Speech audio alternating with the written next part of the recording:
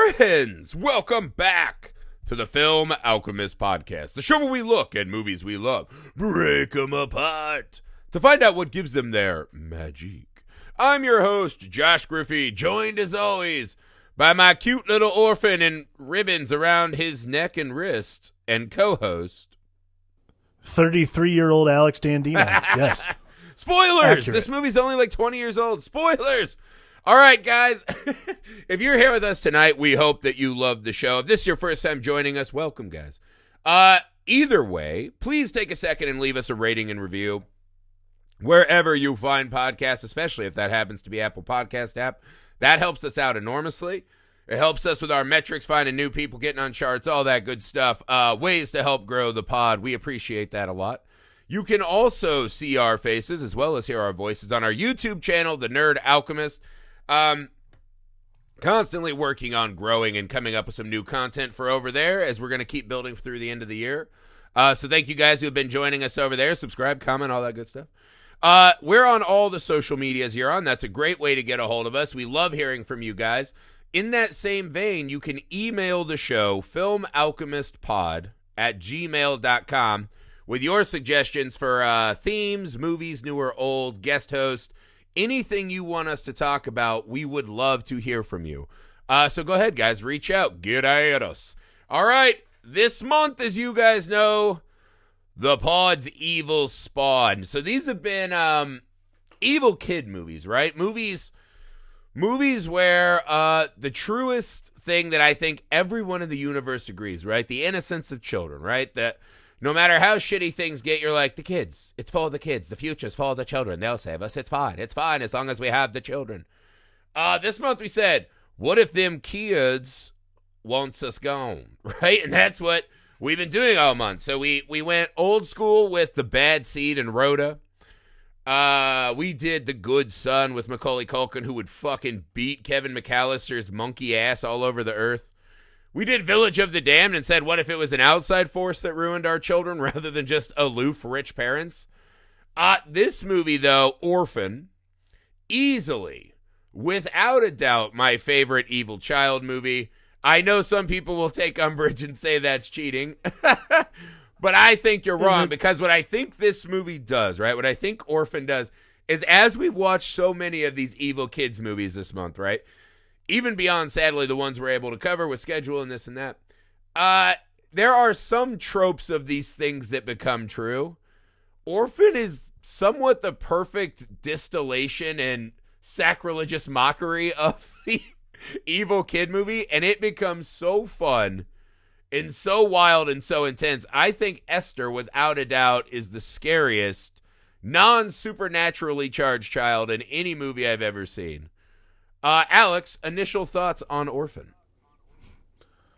I mean, Orphan's one of those, it's a perfect example of all of the powers that evil children have combined into one movie. I will also say it continues with our theme, which I've decided is the true theme of the Evil Spawn month: aloof, shitty parents. Namely, dads. Well, wow. Yeah, I was gonna say that if we came up, like, if we're Jamie Kennedying in Scream, the rules of Evil Children month, right? Rich Holy parents, because people who are like working parents, they don't have time for bad kids. They'll just smack you down, like life's coming at you, right? Handy. Agreed. So it's always rich parents. The dad is always the worst. Oftentimes throw in drinking problems. Throw in shittier siblings. You usually have a sibling who draws the crimes that we've seen. So there are a lot of these things you start to recognize, but this one has it. I think the thing that is so baffling, right? Because I love this movie straight up. Because it just starts off with, I had forgotten about the ultra intense stillbirth nightmare scene.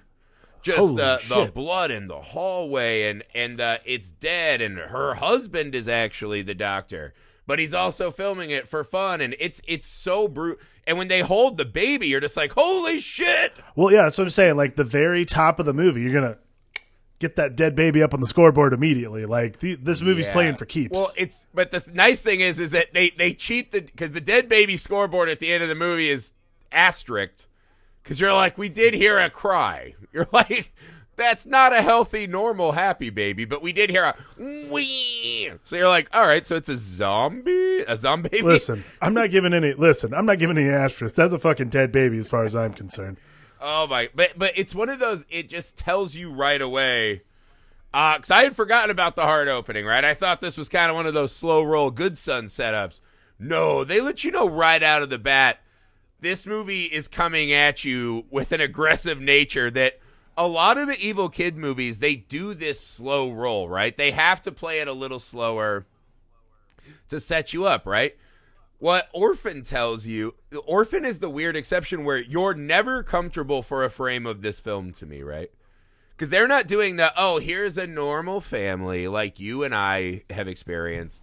Normal cousins, normal neighbors, whatever. And we're going to slide in and, oh, my God, the dark underbelly, right? The hideous visage under the mask of normalcy.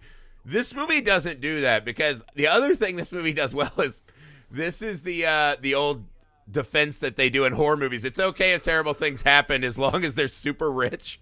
Because the moment I saw that house, you're kind of like, fuck these people.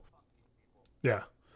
The moment you roll up to the Frank Lloyd Wright house in the middle of the woods, and then you see the husband's architect, and the wife gets to just play her Steinway like all day long, whatever she wants to do. Yeah. And then they try to pepper in like, oh well, she had a wonderful position at Yale. I'm like, teaching music theory, really? I mean, that sounds like one of those. But that sounds like one of those jobs that people get. That's like a nonsense, stupid job to society. But they get to live in that house with, like, the rock wall fireplace. You're like, all right, cool. Nice greenhouse, totally. You fuckers. So, like, immediately you're like, fuck this family. And it's so baffling, too, because it starts, like, this is the weird thing about this movie is, like, I really felt like a baby deer on ice at the start of this film. It's like, who in the fuck am I supposed to latch on to? Because you're like, I love Vera Farmiga. I drink at the fountain. She is one of the greatest assets we have working in motion pictures today. Adore her, right? But immediately her character is so obnoxious to me because one of the first things we see is she's like, well, there's so many strange things at the start with her character, right? Is one, it's the little deaf girl, right? Her daughter. You're like, okay, that's a thing. They never pay off the deafness, by the way, which annoyed me. Neither here nor there, except for that she's a lip reading spy. At the end, Esther steals the earphones, and I'm like, where how's that going to pay off? That should be a great scare, right? Where the screen goes completely silent. Never mind. I'm jumping ahead. But, right, she just literally is like, oh, daughter, you want to read the lovable Dead Sister book?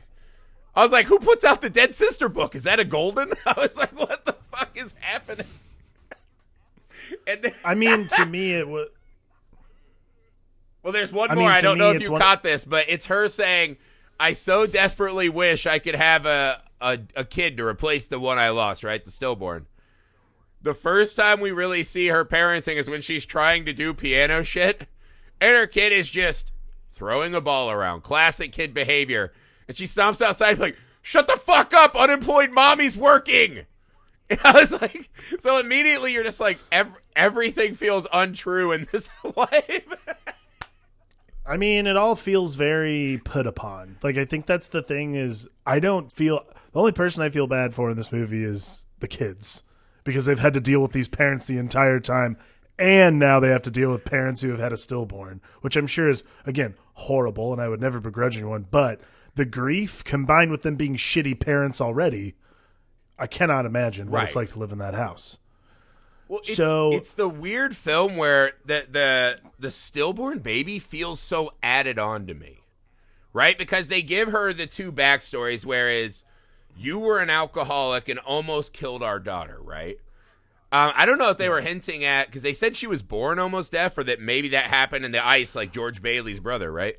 And so I was like, all right, so yeah, I was like, so you're an alcoholic and almost killed your kid. That's plenty of grief.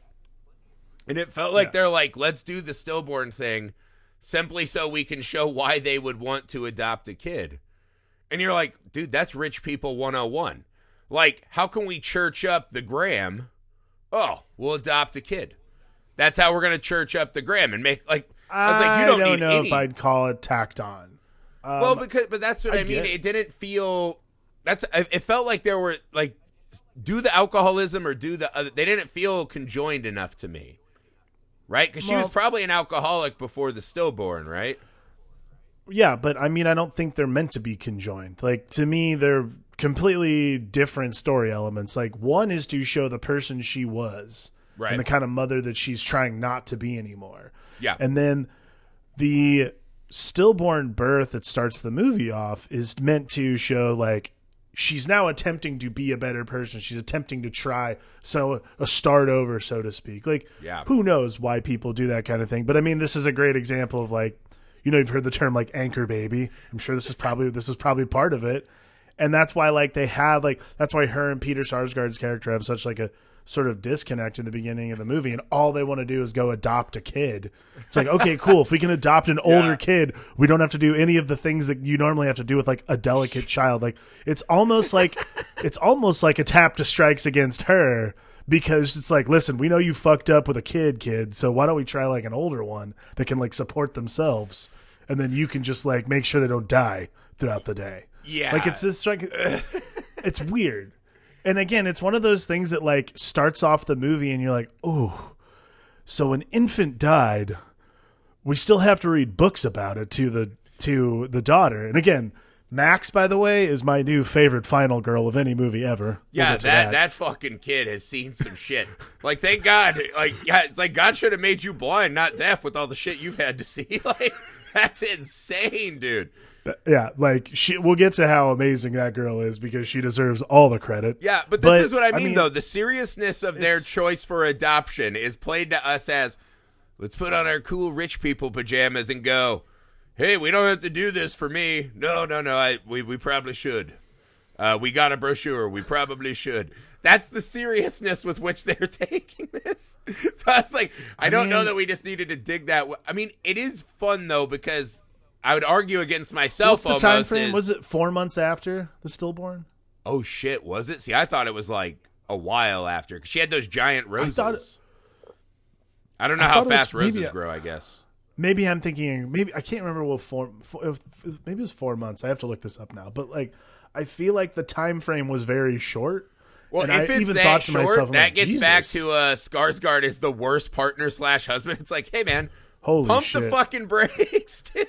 Yeah, why don't you just relax, bro? Yeah, good Lord, right? If it's 4 months, that's insane.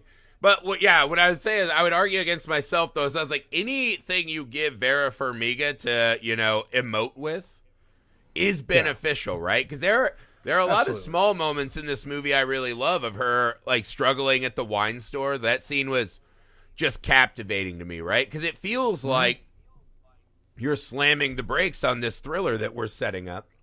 Her family's falling apart, and in the midst of that, she's fighting her own little battle against this fucking wine glass. But that scene really meant a lot to me, So that's kind of the value of having her, and you let her, instead of putting her in The Conjuring where she's all buttoned up like, ooh, look at me, ghost, right? You, like, actually let her grapple a little bit. It just works, even though it feels a little narratively void at times to me.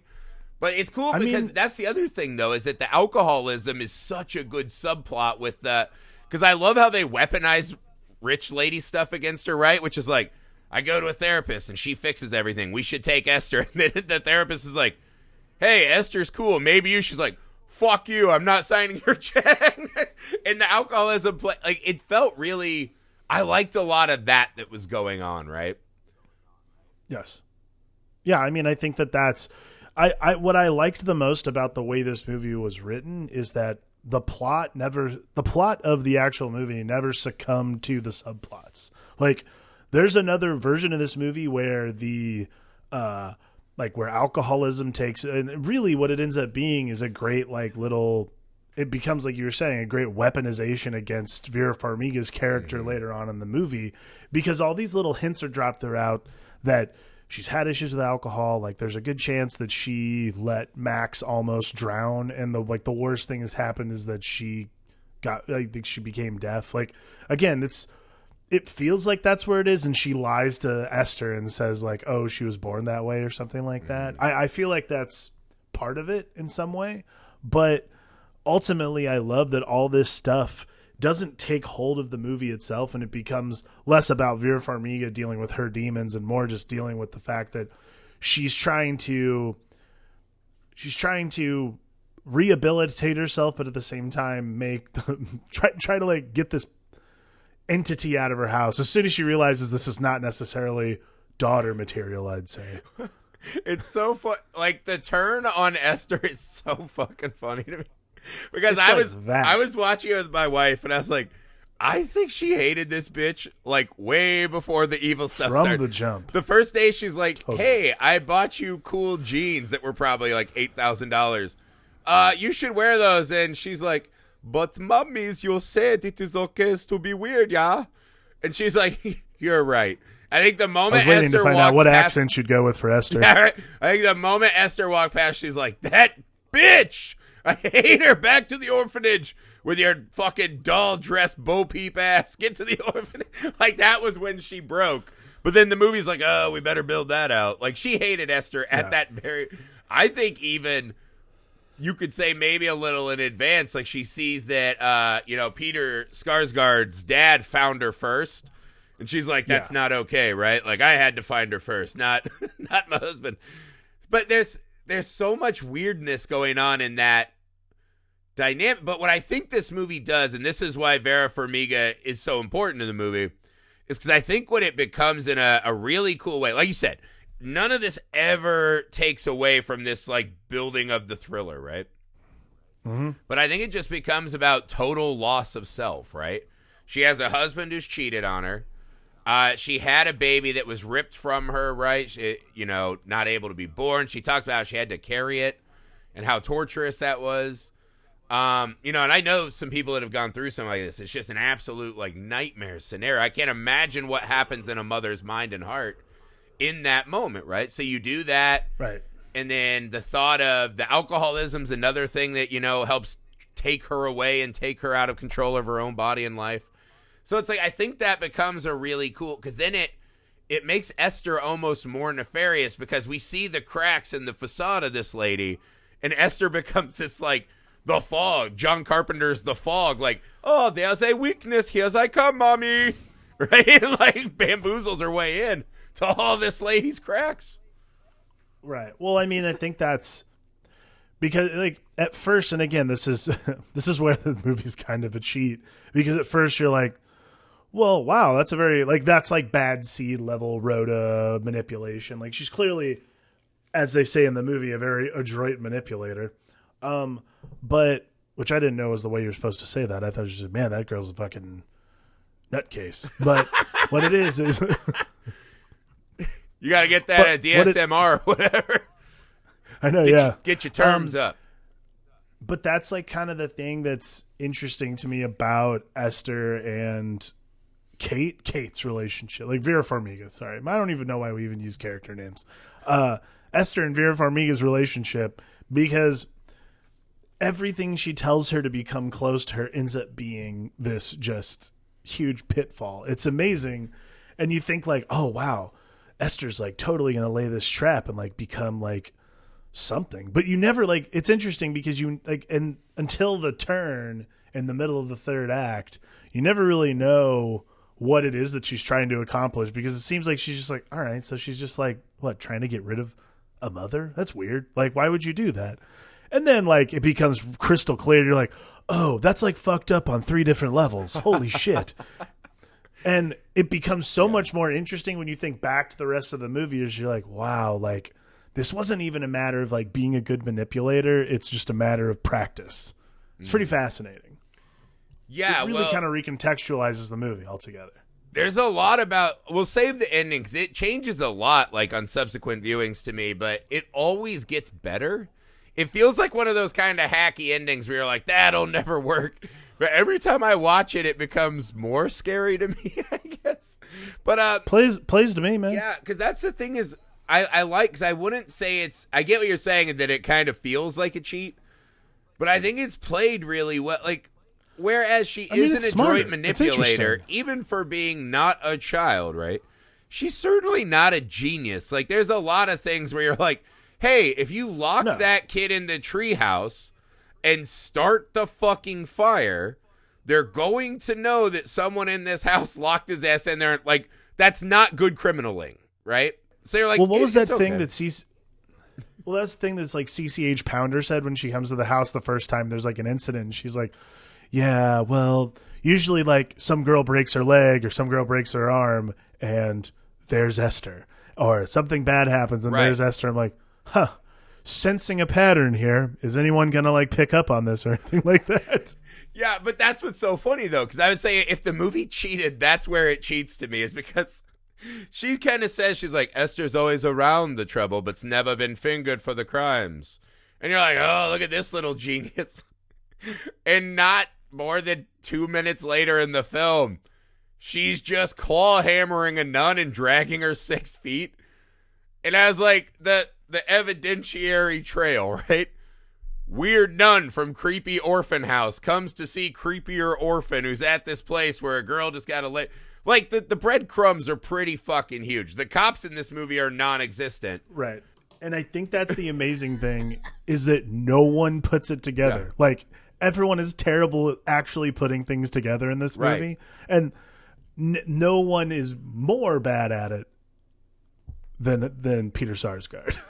He's got a whole thing, but what I think they do so well, right, is because it weaponizes the main game of the Evil Spawn movie, which is it is impossible for us to accept that these children could be doing this. It is impossible for us to accept that there is a proportional dwarfism psychopath who is just like, I'll also play on the playground. Like, that's just not something that can cross. Only the most melted minds, like, you know, guys like us who have watched enough of these movies would even be like, yeah, that would be a good X-Files, but you still wouldn't believe it even if you saw it, right? But they add this really fun thing. I like, besides the creepy, let's read about my dead sister book, which is bad parenting right off the top, right? They use her in that void in her life, right? She's like, is Jessica an angel? We see Max has this attachment to that. Max becomes this little accomplice for her, is her lip-reading spy, says, oh, no, she did push. So there's all these moments where that starts to cover up the stupidity of other characters. Because now you're like, oh, well, now the little cute sign languaging girl is lying. And that the girl they cast for Max is, her cuteness is just on an unbelievable scale. You're like, that girl could never see a horrendous crime and lie about it. And you're like, the other girl in school was a bitch. So you're like, maybe you're fooling yourself in your own mind. Maybe she deserved it. No, what's that? But they play on this, right? And then you start saying, like, well, when the son, right? She runs in on the son and puts a box cutter, and she's like, I'll cut off your tiny pecker before you even knows how to use it, yeah. And I was like, oh, you pissed yourself. It's like great moment in the movie. But I was like, dude, the first thing I do is I go jump in mom and dad's bed, like, look at my piss pants. She said she's going to take my hairless pecker. And I never leave my parents' side until Esther's not in the home. And I say, Esther, you got to bring your box cutter and take on mom and dad's right hooks. Like, I'm not leaving that bed or changing my piss pants until this is done. But it doesn't feel wrong in a weird way, right? There is this, like, because he feels a little threatened, right? Like, he's like, oh, my friends make fun of me. So you're like, maybe he's trying to macho it up. So that's what I mean. I think the movie feels like a cheat because Esther's crimes are so obvious. But when you have other kids masking for her, like if you asked your 2 kids, like I asked my 2 kids, hey, did the neighbor girl fucking snap legs and try to cut your weenies off? And they're like, no, Pa, it's cool. I'd be like, well, that feels like something they'd confide in me. I'd imagine they want their weenies still. All right, like, you know, hey, roll her out into traffic. Ha! That's what they do in this movie. Right. And it kind of makes sense. I mean, I think that's the thing is this movie plays on, like I was saying, the aloofness of literally every adult. Like, no one can imagine this person, this small child, so to speak, doing horrible, like, contemptible things. And I think that's the thing that's so entertaining about this movie is it takes so long for anybody, including Vera Farmiga, to finally come around to it. That because like a couple of times, does it take her that long? someone has to die before she starts figuring it out. So yes, it does. Like as far as I I'm feel like concerned- she's already off, and then she's like, "Oh, well, now I can start like screaming about it."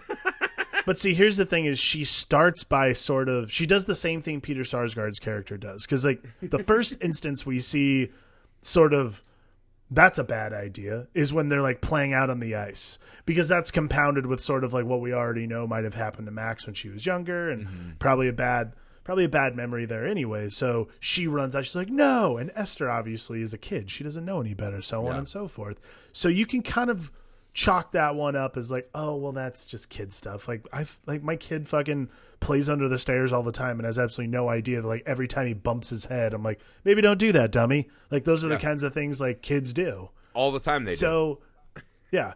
So you can kind of chalk that one up, but once things get a little more nefarious and like, mainly like once she pushes that little girl off the the playground, then you're like, then that's when Vera Farmiga is like, all right, something's not quite right here. And then of course she also brings up the best was, it's still one of my favorite, like, yes, it is like the worst sex scene of all time between two parents. Let's pause right here and do this. Okay. So yeah, let's get into this right now, because this is an important moment in the movie, right? Because very important. One, when we learn later, is that they're both fighting for daddy's attention. Two, this gets to a core thing, because not that long ago in the narrative, we saw that she was unready, right? Skarsgård comes in, he's like, hey, it's time, and she's like, nah, man, I'm brushing my teeth. Like, my body doesn't feel good. I'm stressed out. I'm scared. Before she went to the orphanage. Something about getting Esther just lights her back up, right?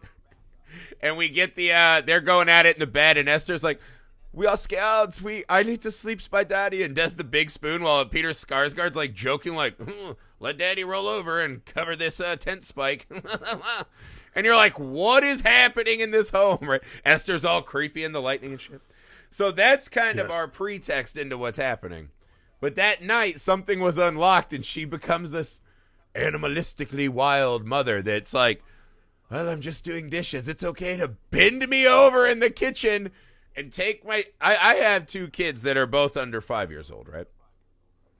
And the thought of them walking in on me and mom during our wrestling sessions is a nightmare. Is a literal nightmare that I go to extreme lengths to make sure never occurs, right? Wrestling time is for mom and dad, right? When we close the door, it's Friday Night SmackDown. You guys go to bed, right? Don't come in for any reason. If I smell smoke, I'll come save you. Don't come in, right? There's no possible way that it's going to happen. Like, just get caught. And so this is scarier because we saw her son's already doing the page 38 will change your life. Look at the meat flaps on the spread. It's like this kid's already getting into the pornography life, right? So even among Max and Esther, the thought of her young son coming down and just seeing father despoiling her while they eat their Cheerios. You know, and this is the thing. I think we are very sexually prudish in this country and need to lighten up a bit. But also no one wants to see their mom get fucked on the counter. Yeah. I don't want to see my mom. I don't want to see anybody's mom, let alone my own, get fucked on the kitchen counter. That's not okay. Yeah. In any regard. Yeah. No. Like, so. Well, then you know your parents are disgusting, wild thing savages. It's like, go to the softly lit bedroom with flower petals like real grown-ups. Right. Like, so you're already primed for like the maximum terribleness of these parents because like they did it. Then the next scene is them going like, hey, Esther, I think we need to talk about what happened. And she literally just turns around and drops that. She goes, you mean the fact that you guys fucked? Like just dropping it right there. You're like, cool. All right. And again, that's like a great like first instance of, and then like later on they're talking about it and she's like, no, she knows what that means. And I'm like, yeah. And later on in the movie, you're like, oh yeah, she does. But it's such a, but this is what I mean though, because this is the rare movie of the evil spawns, right? Where it is the mother who is calling out the child, right? Normally it's another child or, you know, something more like that in the movies we've seen. Even Rhoda's mom figures it out, but is on Rhoda's fucking side, it seems, until the sleeping pills. Yes. So this one puts him in direct confrontation, both on a physical and fucking psychological level. But this one is so, because I think that scene is specifically designed to make every mom go, it's okay how many children die in the rest of this movie. Because there's no way, like, our parents watch that and go, well, these are just good rich people. Like, I hope everything goes. Because, I mean, seriously, my dad would be like, what the fuck? Like, no one I know's parents would be like, yes, I always fucked when they were 12. You know, my son likes to play Guitar Hero right there. That makes me hard. Let's bang.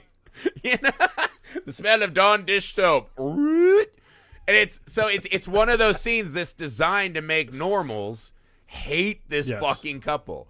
Hate this couple to the point where I think the entire point of that scene is so that everyone watching the rest of the movie feels like they're getting their Cersei Lannister walk of shame and ass whipping down the alley.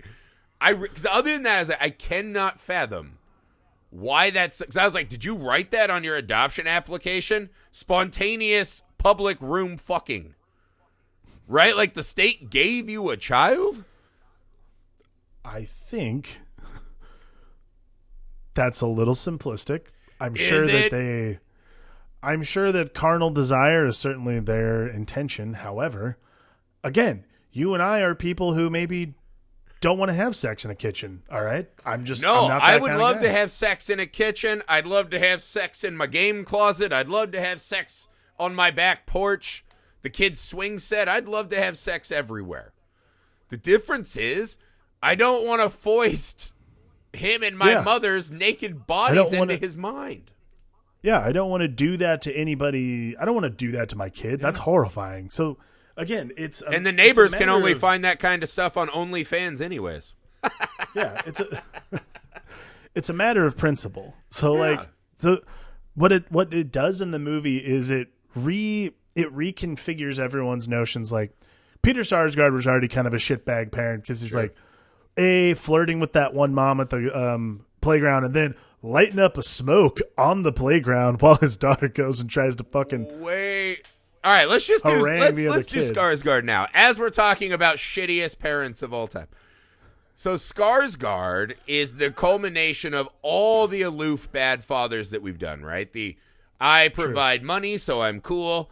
I'm the guy when he says, hey, she's not my sister, blah, fuck her, blah, blah. Oh, that's me. I better go chat him up and lock up his treehouse. Like, yeah, way to really get in there, Skarsgård. Get knee deep in the family shit, you piece of trash. But he is so uninterested in anything other than being, I am the super cool designer rich guy.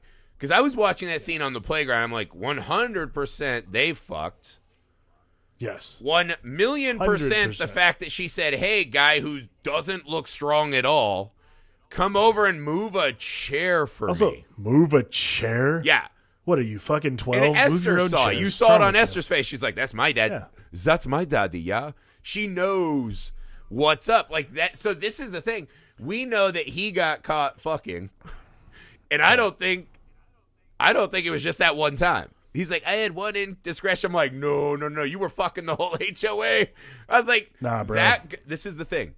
That guy is not the kind of guy who's on an HOA board. I'm a member of an HOA, and I would stay away from them like they are the actual fucking plague. That guy is not there unless he is drowning in WAP. Furthermore, that guy also is not on the HOA who, at the playground, lights up a cigarette. Like it's just like it's a bar. Like it's right outside the bar. Well, for him, it is a bar. Every playground is just last call for old Peter Skarsgård. Apparently, good Lord. Yeah, every playground, he's like, it's closing time. I'm looking for some strange. But I do love the choice. Like, it's like such a quick cut. But I love the choice of like when Esther goes hunting for this girl. Peter Sarsgaard, where's the dad? Like the choice isn't like, oh, he's focused on Max or anything. It's no, he's got to light up that smoke. It's with not only light up a smoke, he's got to light up a smoke with a match. I'm like, oh, you douche. So hip. It's a fucking cigarette. No, because he does. So he's like every single scratch of that match head. He's like, well, there's another lady sliding off a park bench and right into my waiting arms. Right. That's his spider web of moisture right there. He's like, Yeah. he probably has a flask full of like absinthe. He's like, yes, I'm very, but no, a quick detour from him being the worst husband ever, right? He's the scourge of the HOA. Oh yeah, he is just lighting it up, right? Like, maybe that's why everything was so frosted on that swing set. That's like his go-to zone. But but you did hit on something I found amazing. The way they shot the kids swing set, exactly like it was a scene in Predator. Yes. Made me so happy because it's like, it really is like, if you go to playgrounds and you're supervising your kids, right? And like, my 2.5-year-old can climb and shit, but he's not like, if I saw him high enough, you're like, ooh, fuck, he has no ability to like climb and do enough to like save himself. So you get all like, oh, I better get ready to catch him or like bring him back, whatever. But there is a period of time as a parent where you just lose them. And all you hear is the sounds of carnage. And you're like, it is literally the Wild Things book, right? Like, you have sailed on a ship to a land full of hideous beasts of claw and tooth and yellow eyes, right? Other children. And I pray to God you get out when the rumpus is done. Because it's something that scares me. And sometimes I try to crawl my fucking big ass up there, and I get stuck, and there's like places I can't go. And you're like, this is wild. Like, there will just be like 20 kids running around, and it's like Fury Road. So I thought that scene was so fucking brilliantly executed. It was amazing. Yeah, it was great. I mean, it was perfectly done. And also, this is another thing too, is I was watching the movie, specifically this scene, I was like, why is this little girl who bullied this other girl at her school and clearly saw that she's unhinged, why is she looking for Esther? Like, I would be like, you know what I'm going to do? Play in another part of the park because this bitch is out of her mind. Like, there is a level that's that affluent bully shit. She's never gotten punched in the nose yet. She never got. Yeah, she's like, I run this shit. She's like, little Bo Peep's not going to do anything. Russian Bo Peep can't get me. And then all of a sudden she gets up there on that fucking crispy creamed swing set, and she's like, oh, Lord. She's like, I'm not the bully up here. Oh, God, I'm all alone. And she knows what's up. And Esther gets her ass. She knows what's going to happen. Also, I'm like, you dumb piece of trash. Like, don't fall to the side. Dive head first down the slide and make a quick getaway. Duh. Yeah, for real. So she almost got what she deserved. But that's what this movie does, a really good job of making you feel like, they had it coming to every person. Because it really is a movie about Russian psychopath coming over to murder our kids and families. Right. Well, and like, you do spend most of the movie going, all right. Yeah.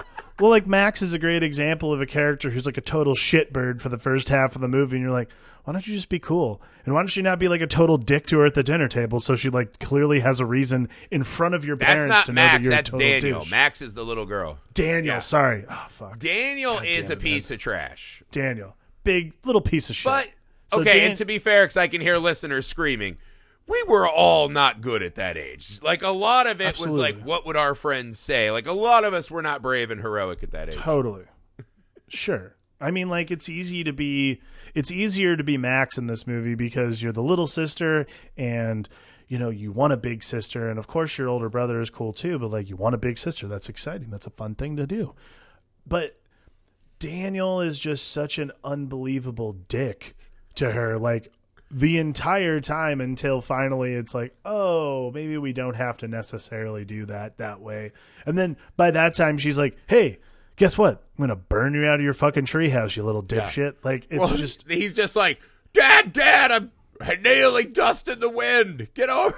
Because that whole moment, right? I'm like, wait, so you're having your welcome to the family party. You have your, you let your teenage son have other teenagers over to shred Guitar Hero loudly while you're welcoming this new unhinged kid in What'd you expect? Yeah, I'm like, that, again, that gets back to building this narrative of aloof child. As a Midwesterner, I was like, the thought of even asking my mom if my friends could come over when we were having an event, like, dude, there's no fucking way. It was if guests come over, you respect them, you show them their time, whatever. Yeah. So it's like they're just constantly reinforcing this little fucking weirdness in this house. Also, the treehouse of horrors, I just love that here's this nice treehouse I built, and it's just full of murder, weapons, and porn. Yeah. It's like all It's the literally dark just like- secrets of this family are trapped up there. It's his version of a diary. Yeah. I mean, it's like porn, murder, weapons, and then, No. Actually, the grossest thing I saw in this movie was by far the fucking pigeon. When she fucking smashes that thing with a rock, I'm like, that's the grossest thing I've ever seen in the movie. See, I disagree because that gets back to my thing. I think if you go back through the movie again, I think almost everything Esther says is correct. I think that's what makes her so good in this movie. I think she's almost universally right about everything she says. It's like, you didn't have to kill the nun, but you had to scare her. Oh, no, I said it was gross. I don't disagree with your point. I said it was gross. Daniel's little bitch ass should have killed that bird. Right. I'm not saying that he shouldn't have. What I'm saying is when she smashed it with a rock, it was disgusting and like splattered everywhere. And I was like, all right. All the kids should have gone in and be like, hey, Esther killed that fucking bird. Maybe we should give her back. I think she's weird. Yeah. No, the vice arm to me is the memorable holy shit moment. Like that one made me feel so uncool on my couch. I actually was like, am I at the age now where I can just zoom through this? Like, I get it. Like, I don't want to watch this. It was gross. It was gnarly. That one, but that's like one of those stone cold awesome scenes where it's like, look, because that's when we were into that's one of those you're like, she might not be the most sophisticated or criminally clever character, but that is the most stone cold shit that I've seen. Because I was trying to think, right, of all these evil kids movies we've seen, and I know some people say, well, what about the Children of the Corn? Well, that's like fucking mind control cult stuff, and that's a group of kids, right? You could argue about some others. Damien's like an antichrist. He's superpowered, right? Actual, just straight up nefarious acts committed by a child, air quotes. Again, if you want to throw that asterisk in, that's fine. But through the course of the movie, we're assuming she's a child. Snapping her own arm, cutting off Jessica's roses. That scene was fucking brutal. Hammer murdering a nun. Just beating that nun's fucking head in 20 times with a hammer, right? Then she goes after Daniel. And then when she goes to suffocate Daniel, you're like, this bitch. And then we just see her straight up pincushion Sarsgaard. Let me take care of you, daddy, kissing Scar. I was like, I don't think anyone's as hardcore as Esther. It's not even close to me. Yeah, by the way, can we talk about this scene, which might be the most hardcore scene in the entire movie? Like, it terrified me more than any other scene in this movie. Well, wow. Because, like, it's right as the reveal is happening of what Esther actually is, which... We're getting the call from Russia now that we get the call from Russia. What's her name? Lalana? Something like that? Lana? Lena. Yeah. Lena Klammer, I think. Yeah, and that her scars are actually from pulling at her straitjacket. That was awesome. That's a cool ad. That's a great reveal. So it starts, so it begins though, and this is like, it was one of my favorite cuts is when they reveal it and like she's like kind of finally the mask is off and like, which by the way, one of the great like subtle makeup jobs ever is like Esther Lena finally becoming like a 33-year-old woman, which is amazing. But not only is it her melting, but she's becoming this old woman.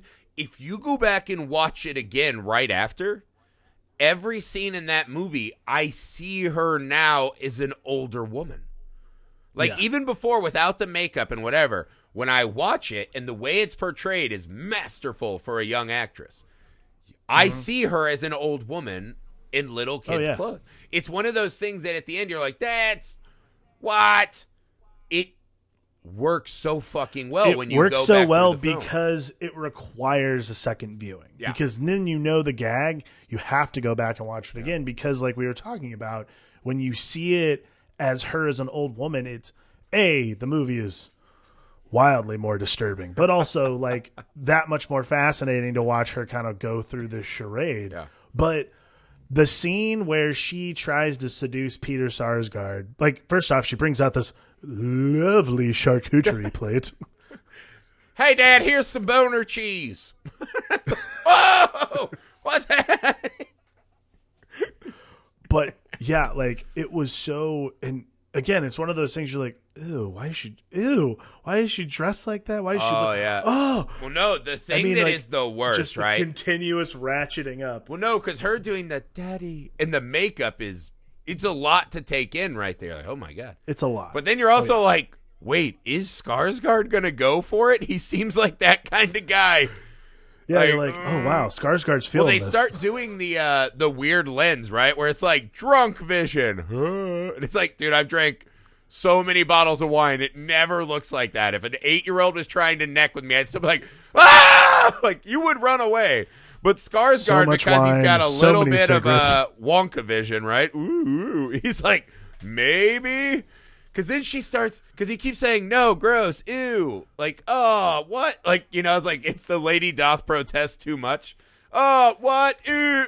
But then she starts scratching his fucking hair. And he's like, I don't know what to do. It's so hard actually parenting. Like, normally I just fuck HOA ladies. And it's like, what? He just starts weeping. What an impression. He's just weeping. Wow. While this 9-year-old's like pretty much like, let's fuck. He's like, this is the perfect time to emote. I was like, what is wrong with Worst. you? And then Worst, this Dad. is the best. This is what really hammers down the, except for that you're like, I think he may do this. And you're like, I'm not prepared for what kind of scene this will be, considering what I saw in the kitchen earlier in the film. So you're just sitting there watching like, oh my God, oh my God, oh my God, oh my God, oh my God. Right? Because then at the end of all of this, right, her continually trying to fuck him, and then he's like, I better stop to emote. He comes to his senses just enough, right? Like, I'm not going to do it. His parenting answer is, go to your room.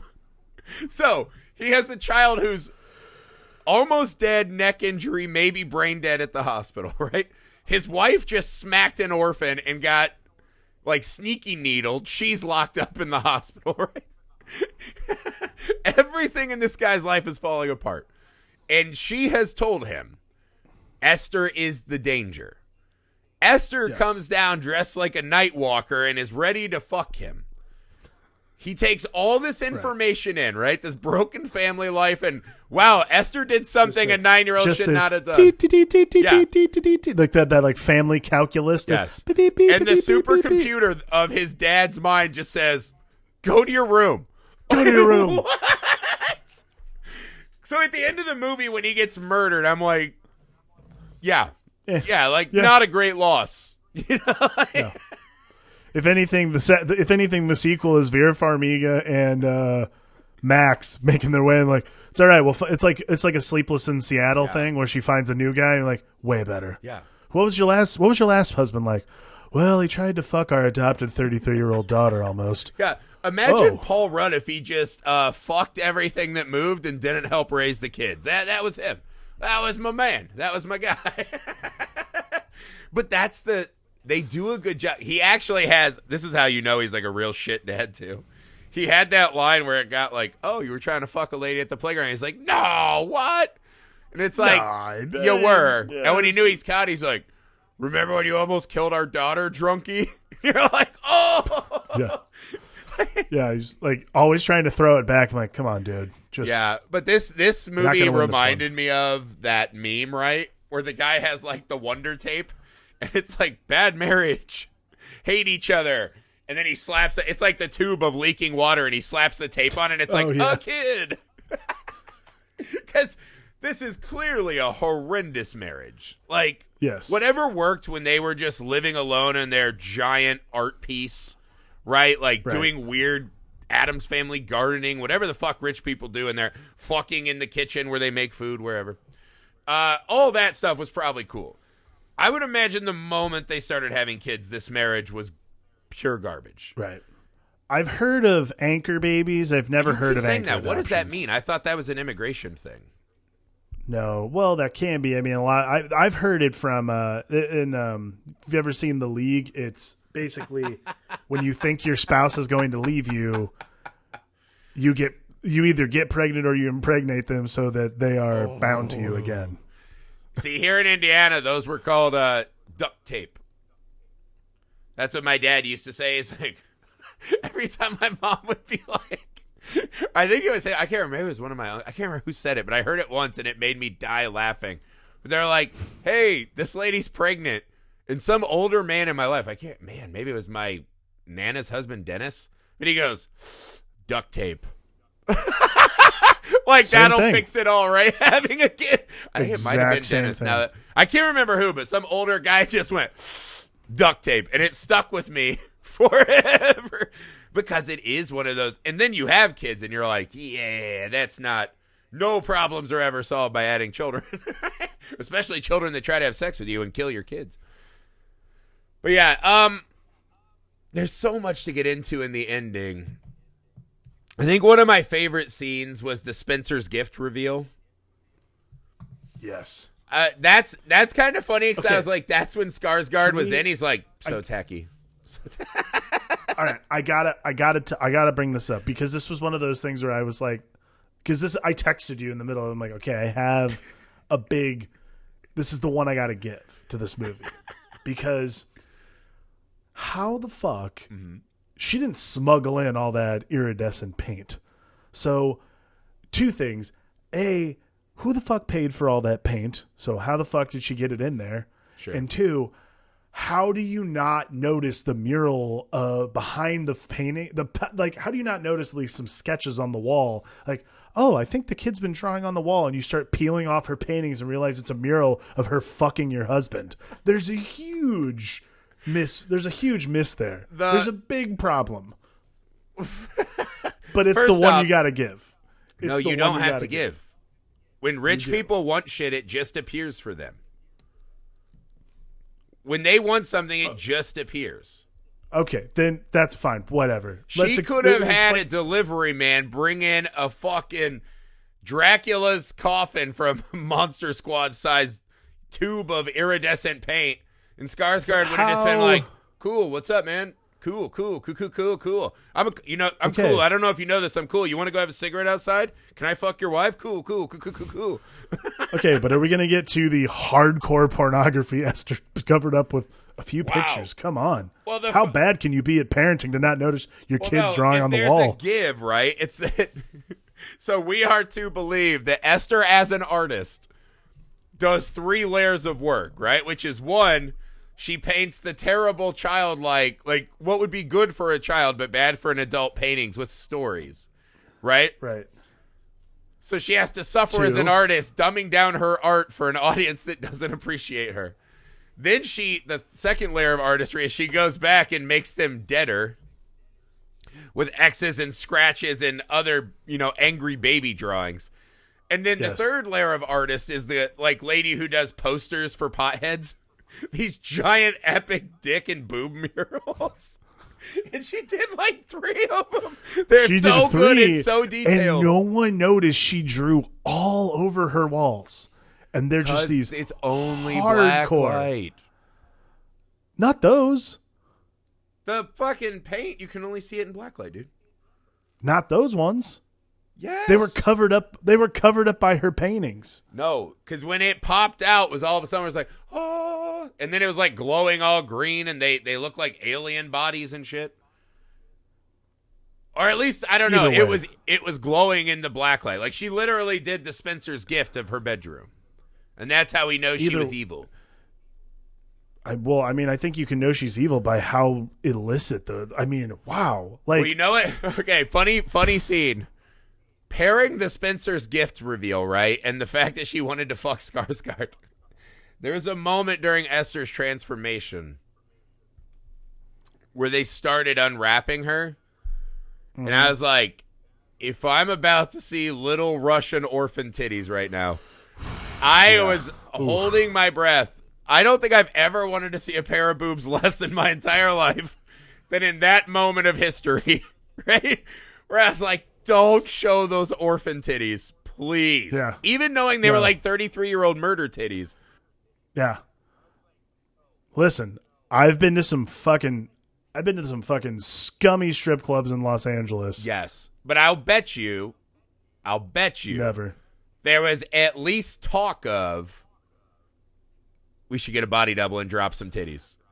There's one cut of this movie that exists where like they got the shot in there and they're like, don't do that. There's no way that some exec didn't go, tit sell. This is a scary movie. We need some titties. Oh yeah. Well, I mean, it's Dark Castle, so you know who it was. It was Joel Silver sitting in the back room going, I'm "Where are not the saying tits it in was this a hard movie?" mystery to solve. I'm just saying it was one of those things that made me love the movie more. Because I was like, thank you so much for not. Thanks for not making everybody in the movie theater a fucking pedophile. Like everyone feel like wrong. Yeah, you could tell me Esther is whatever she is. I don't want to see that. But I thought when she started unwrapping the gauze, I was just like, oh my God. I was like, is this about to happen? By this point in the movie, yeah, you're like, they'll literally show me anything. I was like, anything that happens now.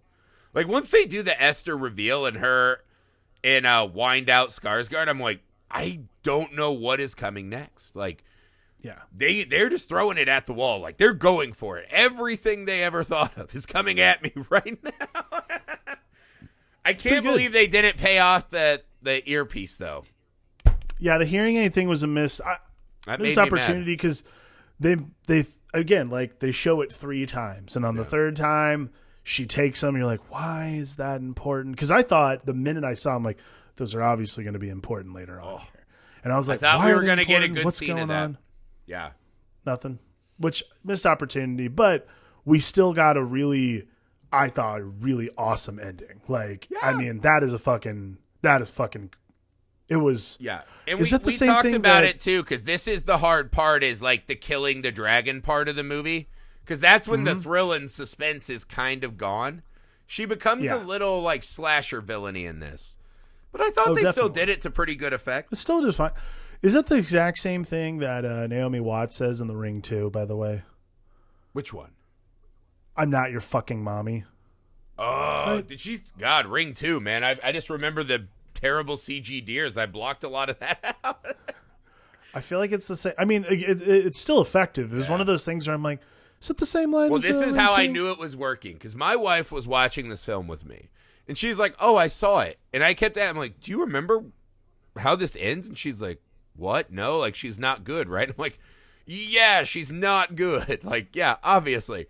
And she's like, yeah, I remember the ending. I'm like, tell me what's the ending? She's like, like, she's a bad girl. And I was like, all right. Right. She had forgotten. My wife forgot the twist of the movie. I was like, there's one thing you remember. How can it not be that? How can that not be the thing? So apparently, the only thing Amy Griffey remembered was that little Dan Dino doesn't like movies like this. She did That's tell right. me, she's called like, out.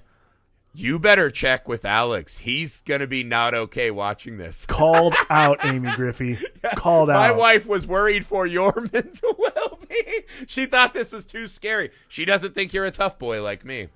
That's the Literally, problem. we've watched over 200 movies, a majority of them being movies that I probably would not have watched on my own or have already watched in a lot of respects. But in any sense, if I can make it through a lot of the movies we've already watched, surely Orphan, Amy, will not frighten me. You're the Lily Soft one-ply, dude. She was scared for you. I had no idea. Yeah, man. Good to know where I stand. Well, my thing was at the end, right? Because they did the classic. She gives her the Macho Man through the topiary, the greenhouse, whatever the fuck those things are called. And I was like, that's all right. That's pretty cool. It's the first time in the movie you're like, physics. She weighs 82 pounds. Fucking jump her ass. Like, it is one of those things that bothers me. I'm like, when Skarsgård couldn't defend himself, I was like, I don't care how much wine you had. Just get stabbed a bunch. I was like, at the end of the day, just start fucking throwing bombs. Like, she's trying to murder you, people. Yeah, come on, what's wrong with you? When they came back and she wasn't there, I was like, of course not. My only note, had I been a producer editor on this, is chop everything after that off. I don't want to see Max wielding the gun. I don't want to see them fighting under the water, which has no symbolic value to me. I don't want to see Esther float into the abyss. I am baffled because this movie, to me, have you ever seen The Stepfather? It was like a series of movies, right? I think they did 3 of them, maybe more. It was just this guy. He'd marry into a family. When they couldn't follow, like, the, Mayberry life he wanted, he started murdering. And it was this really fun, kitschy series, right? Esther could have been the thing. Esther's so fucking good.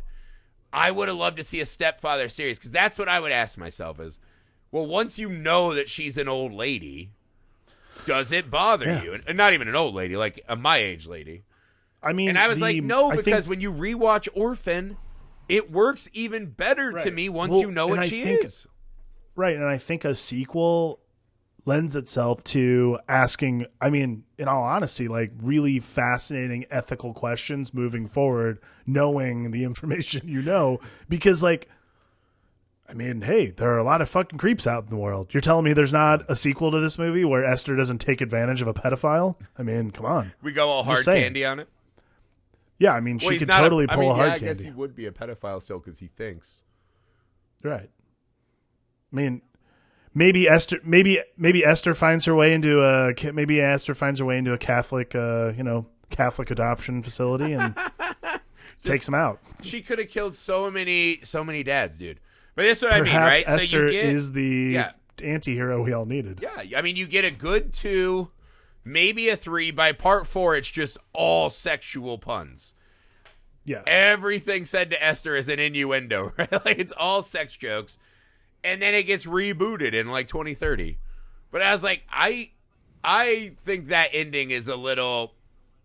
All right, I didn't need that, right? Like, leave it open. Let Esther be out there, right? She's survived this long, being a creepy arsonist dad. I mean, that old Russian Bible from the sanitarium had, 10 pictures we saw? 10 dead families. Now, I know for a fact, a friend of mine, a good dear friend of mine, actually wrote the prequel to this movie. And I have it on good word that once the COVID thing is manageable for them, they are hoping the production will start. So there's a great chance we will get the Esther prequel. Awesome. Probably not with the same actress, which is a huge bummer. Ugh. But more Esther is good to me. I mean, this movie soars on a lot of levels, right? It's thrilling. The acting's good. The rich couple is so weird and confusing and hateable. It's this perfect amalgam of all the things that are great. And Esther, as the sweet, articulate, she's the dream fucking child who then becomes scared. And that's what works is when these kids are everything that we want them to be, right? And none of our kids ever live up to that, right? So like, be a perfect rule-following, smart, articulate, whatever, right? Be a little robot. Right. Kids can't do that. It's not their job, right? We think as parents we need to make them perfect. They can't be. Yeah. And in this movie, they say, what if they are, right? The scene that is devastating to me, right? Probably my favorite scene on the rewatch, I was like, what? Is when she's playing the piano, right? And the mom comes in and she's like, what? And she's just like, oh, hey, drunk former piano teacher. Sorry, I'm way better than you. I know it must be hard that your son doesn't care and your other daughter's deaf, bitch. P.S. I'm better than you. And does like a... And walks away. I was like, the fucking cutting, vicious, biting nature of that scene. But that's what it is. She's this little prodigy, perfect child. And in that moment, though, her adopted mother is reviling and disgusted at her because she's not who she wanted her to be, but she's better in her own way. This movie extrapolates out to the best degree all of these fun games of the evil child movie. Yes. I have nothing to add. That was a perfect summation. Yes. Yeah, man. I just want another movie where we cut away to Esther creepily staring at us. I would do that for another 3 hours. All right, guys, that's it for Orphan. Maybe not it for Esther ever. Hopefully not. I hope you guys enjoyed Evil Spawn Month. So many good evil kid movies. I find it's one of those themes we'll probably circle back to someday. There will be more evil children on this podcast feed someday. So, we're working on next month's theme. We have some of it. We're working on filling it out. We have some other episodes for some newer release video on demand stuff that's been really good coming out, guys. And also, we're barreling ever closer to our October horror movie mega marathon. We have recorded a lot of episodes already. We're gathering some great guests who will share some horror movies they love. So every single day in October, we will be releasing a new horror movie episode, focusing on some big series and, again, some guest stuff. So prepare yourselves for that. As always, subscribe to the YouTube channel, Nerd Alchemist, so you can watch our beautiful faces. Leave us a rating and review wherever you find the pod, especially if that's Apple Podcast app. Follow us on all the socials, and you can reach out there as well. Also, you can feel free to reach out to us, filmalchemistpod@gmail.com, with your ideas for movies, themes, suggestions, guests, and all that good stuff. Go ahead. True. Special shout out to our sponsor this month, Usual Wines. Thank you very much, guys. If you did not, please find yourself a fine vintage on their website and use the promo code FILM. Help us out. It also gets you $8. That's right. Yeah, make sure you're ordering Usual Wine with the code FILM so you don't drink whatever the fuck that was that made Peter Skarsgård contemplate banging his adopted daughter. That's bad wine. You need Usual Wine, because then you send her to a room like a good dad.